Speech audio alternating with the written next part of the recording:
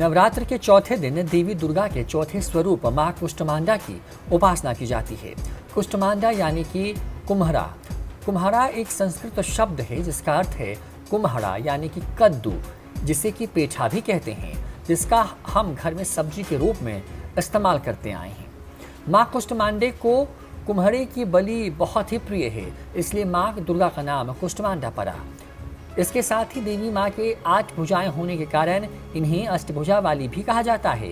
इनके 7 हाथों में कमंडल, धनुष, वान, कमल, अमृत से भरा कलश, चक्र और गदा नजर आते हैं, जबकि 8वें हाथ में जबकि माला रहती है। माँ का वाहन सिंह है और उनका निवास स्थान सूर्यमंडल के भीतर माना जाता है। कहते हैं कि सूर्यदेव के ऊपर मां कुष्ठमांडा का अधिपत्य रहता है और सूर्यदेव को दिशा और ऊर्जा देवी मां से ही प्राप्त होती है।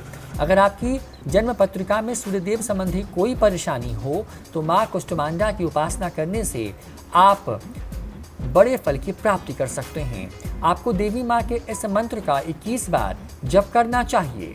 ओम श्रीं ह्रीं क्लीं कमले कमलाय प्रसीद श्रीं ह्रीं श्री महालक्ष्मी नमः। इस मंत्र को 108 बार जप करने से आपको अथाह धन की प्राप्ति होती है। माता के इस दिन मालपुए का प्रसाद चढ़ाने से सुख समृद्धि प्राप्त होती है। साथ ही आज के दिन कन्याओं को रंग बिरंगे रिबन व वस्त्र भेंट करने से धन में वृद्धि होती है। कुष्मांडा माता का दिन है जो चतुर्थ नवरात्र होती है। कहा जाता है कि कुष्मांड से मतलब पृथ्वी की जननी कही गई है इनको। मतलब कुष्मांडा माँ को पृथ्वी की जननी में उनके एक हुंकार नाद से सृष्टि का सृजन भी होता है, सृष्टि का संहार भी होता है। इसलिए भगवती सर्वोपरि है माँ कुष्मांडा। इस चतुर्थ दिन का बहुत महत्व है। माँ को पेठे का भोग लगता है, मालपुए का भोग लगाया जाता है ताकि देवी प्रसन्न होकर के अभय प्रदान करे। जो लोग हैं तो नित्य दिन जो नवरात्र में हैं वो तो कर ही रहे हैं रोज़ माँ की उपासना उसी रूप से रोज़ माँ की सप्तशती के स्तोत्रों द्वारा पाठ, नित्य अलग अलग स्वरूप का वंदन करना है, माँ का ध्यान करना है, जप करना है, सिद्ध कुंजिका स्तोत्र का पाठ करना। जो पूरा पाठ नहीं कर सकते हैं वो सिद्ध कुंजिका स्तोत्र का पाठ करें, क्योंकि शिव जी ने कहा है कि वो कुंजिका पाठ मात्र ना दुर्गा पाठ फल लोहित।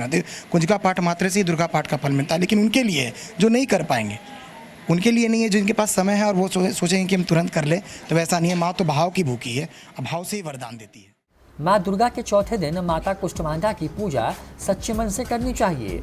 फिर मन को अनहत चक्र में स्थापित करने हेतु माँ का आशीर्वाद लेना चाहिए। सबसे पहले सभी कलश में विराजमान देवी देवताओं की पूजा करें, फिर माँ कुष्ठमांडा की पूजा करें। इसके साथ हाथों में फूल लेकर माँ को प्रणाम कर मंत्रों से उनका ध्यान करें।